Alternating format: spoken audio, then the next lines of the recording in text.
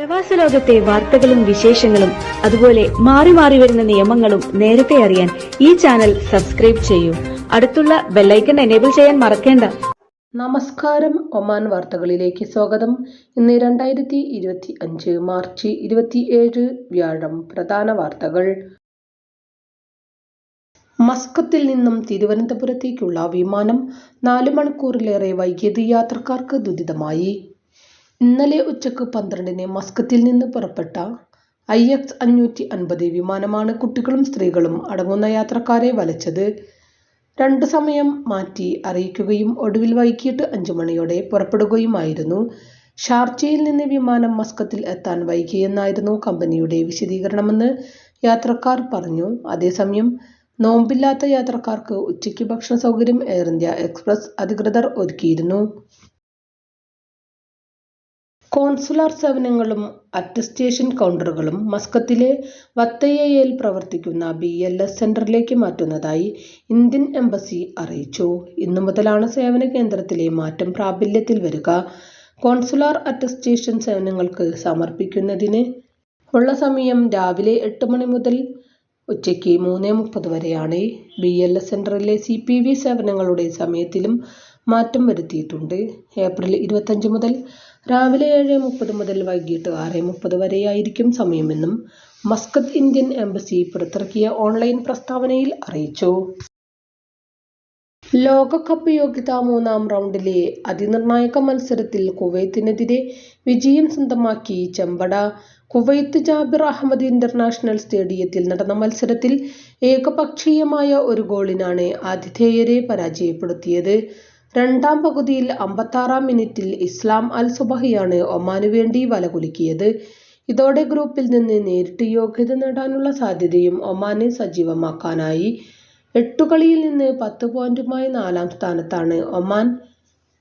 അടുത്ത മത്സരങ്ങളിൽ വിജയം തുടരാനായാൽ ഒമാന് പ്രതീക്ഷകൾ നിലനിർത്താം. പതിയെ തുടങ്ങിയ മത്സരത്തിൽ ഇരു ടീമുകളും ഒപ്പത്തിനൊപ്പമായിരുന്നു ആദ്യ മിനിറ്റുകളിൽ. എന്നാൽ സ്വന്തം കാണികൾക്ക് മുന്നിൽ കളിക്കുന്ന ആത്മവിശ്വാസത്തിൽ പന്തു തട്ടാനിറങ്ങിയ കുവൈത്ത് ഒമാനെ വിറപ്പിക്കുന്ന കാഴ്ചയായിരുന്നു പിന്നീട് കണ്ടിരുന്നത്. പ്രതിരോധം ശക്തമാക്കി ചെമ്പട ഇതിനെ നേരിട്ടു. ചില ഒറ്റപ്പെട്ട മുന്നേറ്റങ്ങൾ ഒമാൻ നടത്തിയെങ്കിലും ഗോൾ നേടാനായില്ല. ആദ്യ പകുതി കഴിയുമ്പോൾ ഇരു ടീമുകളും ഗോളൊന്നും നേടാനാകാതെ മടങ്ങി. ഉപഭോക്താക്കളിൽ നിന്നും ബാങ്ക് വിവരങ്ങൾ സ്വന്തമാക്കുകയും ഇതുവഴി പണം അപഹരിക്കുകയും ചെയ്യുന്ന ഉപഭോക്തൃ വിഭാഗത്തിന്റെ പേരിലുള്ള വ്യാജ വെബ്സൈറ്റുകളെക്കുറിച്ച് വീണ്ടും മുന്നറിയിപ്പുമായി റോയൽ ഒമാൻ പോലീസ്.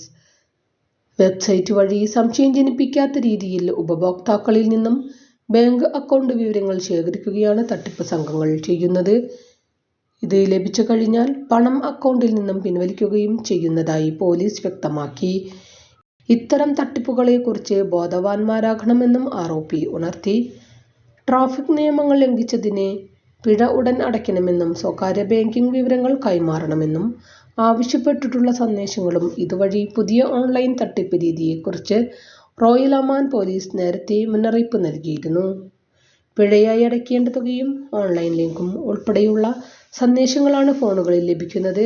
പലരും ഔദ്യോഗികമാണെന്ന് തെറ്റിദ്ധരിച്ച് ലിങ്ക് ഓപ്പൺ ചെയ്യുമ്പോഴാണ് തട്ടിപ്പ് മനസ്സിലാകുന്നത്. ലിങ്കിൽ ക്ലിക്ക് ചെയ്യുന്നതോടെ അവരുടെ സ്വകാര്യ വിവരങ്ങളും ബാങ്ക് അക്കൗണ്ട് ഡാറ്റകളും നൽകി പൂരിപ്പിക്കാൻ ആവശ്യപ്പെടും. ഇത്തരത്തിൽ വിവരങ്ങൾ നൽകുന്നവരുടെ അക്കൗണ്ടിൽ നിന്നും പണം അപഹരിക്കാൻ തട്ടിപ്പ് സംഘത്തിന് സാധിക്കും. പൗരന്മാരും താമസക്കാരും ഇത്തരം തട്ടിപ്പുകൾക്കെതിരെ ജാഗ്രത പാലിക്കണമെന്നും അജ്ഞാത സന്ദേശങ്ങളോട് പ്രതികരിക്കരുതെന്നും വ്യക്തിഗത ബാങ്ക് വിവരങ്ങൾ ഓൺലൈൻ വഴി വെളിപ്പെടുത്തരുതെന്നും റോയൽ ഒമാൻ പോലീസ് ആവശ്യപ്പെട്ടു. വാഹന വിൽപ്പനയുടെ വ്യാജ പരസ്യം നൽകി പണം അപഹരിക്കാൻ ശ്രമം നടക്കുന്നതായും ചതിയിൽപ്പെട്ടു പോകരുതെന്നും റോയൽ ഒമാൻ പോലീസ് പറയുന്നു. വാഹനങ്ങളുടെ വിൽപ്പന സംബന്ധിച്ച് സാമൂഹിക മാധ്യമങ്ങളിൽ അടക്കം വ്യാജ പരസ്യങ്ങൾ നൽകി തട്ടിപ്പ് നടത്തുകയാണ് ചെയ്യുന്നത്. വാഹനങ്ങൾക്ക് ആകർഷകമായ ഡീലുകൾ വാഗ്ദാനം ചെയ്ത് വഞ്ചനാപരമായ പരസ്യങ്ങൾ നൽകുകയാണ് തട്ടിപ്പ് സംഘങ്ങൾ ചെയ്യുന്നത്. ഇതുവഴി ലഭിക്കുന്ന അന്വേഷണങ്ങളുമായി എത്തുന്നവരിൽ നിന്നും വ്യക്തിപരവും ബാങ്കിംഗ് വിവരങ്ങളും ഇവർ കൈവശപ്പെടുത്തുന്നു. ഇത്തരം തട്ടിപ്പുകൾ പലപ്പോഴും ഇരകളുടെ ബാങ്ക് അക്കൗണ്ടിൽ അനധികൃതമായി പ്രവേശിച്ച് പണം അപഹരിക്കുകയാണ് സംഘത്തിന്റെ രീതി. പുതിയ തട്ടിപ്പ് ശൈലിയെക്കുറിച്ച് കുറ്റാന്വേഷണ വിഭാഗം ജനറൽ ഡയറക്ടറേറ്റ് നിരീക്ഷണം തുടരുന്നുണ്ട്.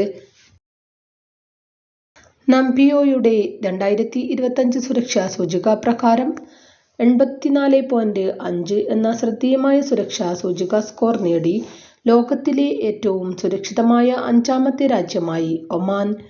84.7 സ്കോറുമായി അന്തോറ 1ാം സ്ഥാനം നേടി. UAE 2ാം സ്ഥാനവും ഖത്തർ 3ാം സ്ഥാനവും തായ്വാൻ 4ാം സ്ഥാനവും ഈ വർഷത്തെ റാങ്കിങ്ങിൽ GCC രാജ്യങ്ങൾ ആധിപത്യം നേടിയിട്ടുണ്ട്. സർക്കാർ സർവേകളുടെ മാതൃകയിൽ ഉപയോക്താക്കൾക്കിടയിൽ നടത്തിയ സർവേകളുടെ അടിസ്ഥാനമാക്കിയാണ് നംബിയോയുടെ ഡാറ്റ തയ്യാറാക്കിയിരിക്കുന്നത്. കുറ്റകൃത്യങ്ങളുടെ തോത്, സുരക്ഷാ ആശങ്കകൾ, സ്വത്തുമായി ബന്ധപ്പെട്ട അനുഭവങ്ങൾ, അക്രമാസക്തമായ കുറ്റകൃത്യങ്ങൾ എന്നിവയെക്കുറിച്ചുള്ള ധാരണകൾ വിലയിരുത്തി സുരക്ഷാ കുറ്റകൃത്യ സൂചികകൾ സമാഹരിക്കുന്നതാണ് റിപ്പോർട്ട്. ലോകത്തിലെ ഏറ്റവും സന്തോഷമുള്ള രാജ്യങ്ങളുടെ പട്ടികയിലും സുൽത്താനേറ്റ് മുന്നേറ്റം നടത്തിയിരുന്നു. 2025 ലോക സന്തോഷ സൂചികയിൽ ഒമാൻ 52ാം സ്ഥാനത്തെത്തിയിരുന്നു. 10ൽ 6.147 പോയിന്റാണ് ഒമാൻ സ്വന്തമാക്കിയത്.